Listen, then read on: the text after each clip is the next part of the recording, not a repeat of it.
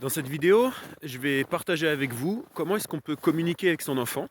Et spécifiquement dans cette vidéo, je vais vous expliquer qu'est-ce qu'on peut faire quand on s'en veut, par exemple, qu'on a fait quelque chose qui n'était pas approprié avec son enfant. Je ne sais pas, on lui a crié dessus, on ne l'a pas écouté, on n'a pas été présent, etc. Je vais vous dire dans cette vidéo qu'est-ce qu'on peut faire et comment on peut communiquer avec notre enfant quand on veut exprimer notre regret.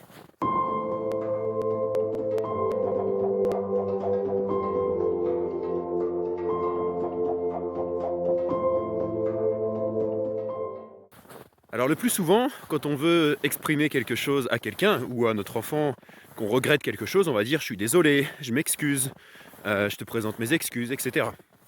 Et en fait, pour un enfant principalement, c'est pas la chose la plus efficace pour lui parce que ça dénie le fait qu'il a eu des émotions au moment où vous avez fait quelque chose. Donc idéalement, la première chose à faire, c'est de reconnaître ce que vous avez fait et d'exprimer votre ressenti. De dire par exemple, hier, je t'ai crié dessus, et je me sens triste de t'avoir crié dessus hier. Ça redonne à l'enfant le fait de se dire qu'il y a eu un événement et vous vous êtes senti d'une certaine manière à cause de cet événement. Vous reconnaissez l'événement. Ensuite, ce qu'on peut faire, c'est valider les émotions de votre enfant. Si vous, par exemple, vous avez vu qu'il était triste à ce moment-là, ou qu'il a pleuré, ou qu'il a eu peur, si vous avez crié ou quelque chose comme ça, c'est de lui dire « Quand j'ai crié hier, est-ce que tu t'es senti triste ? Ou est-ce que tu étais en colère ? Ou est-ce que tu as eu peur quand j'ai crié ?» De lui demander, par exemple, d'exprimer certaines émotions et de lui demander. Ou simplement de lui dire « Comment tu t'es senti hier quand je suis venu vers toi et que j'ai crié ou que j'étais pas présent, etc. » Et ça va permettre à l'enfant de valider ses ressentis et de ne pas mélanger vos ressentis, le fait que vous vous sentiez triste d'avoir été en colère, par exemple, ou d'avoir crié, et ses propres ressentis à lui, de se sentir triste ou autre, quand vous faites quelque chose. Et ça permet de valider ses ressentis. Et ça, c'est quelque chose qui est extrêmement important pour un enfant, c'est de reconnaître là où il en est.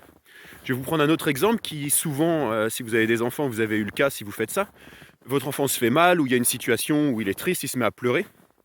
Et le simple fait d'aller le voir, de le prendre dans vos bras et de lui dire « tu te sens triste parce qu'il s'est passé ça » ou « tu t'es fait mal, tu te sens triste, ça va ?» Et là, tout de suite, il va commencer à aller mieux. Il y a quelque chose qui se passe parce qu'on a validé, on a reconnu les émotions qu'il est en train de ressentir. Et c'est quelque chose qui est extrêmement important pour un enfant. Et donc voilà, ce que je voulais partager avec vous dans cette vidéo, c'est ça. J'ai plein d'autres choses sur l'éducation, l'éducation en tout cas, la relation entre le parent et l'enfant, des choses qu'on fait sans s'en rendre compte, qui sont extrêmement difficiles à faire différemment, mais qui ont des impacts négatifs sur les enfants quand on le fait, et c'est des choses qu'on fait de manière naturelle, sans s'en rendre compte en tant que parent, et en fait, ça a des impacts sur l'enfant.